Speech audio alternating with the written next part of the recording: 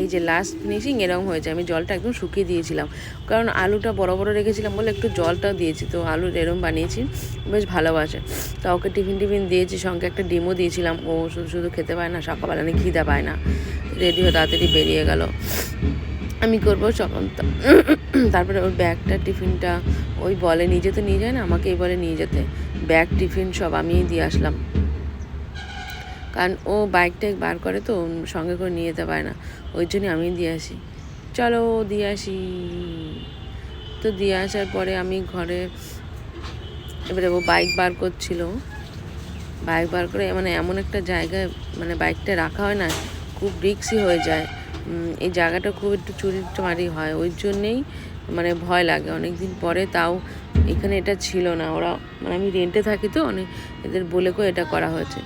সকালে চলে এসেছি, তারপরে চলে এসেছি ঘরের ভেতর। আবার একা, আবার সেই সন্ধ্যাবেলা দেখা হবে আর তোমাদের সাথে কথা হবে। মানে ঘরে একা না থাকলে না ভালো লাগে না, একটা কথা মানুষের।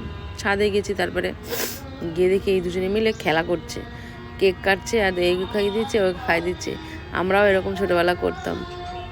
তারপরে দেখে নিয়েছি কি তো হাসি দুজনে মিলে।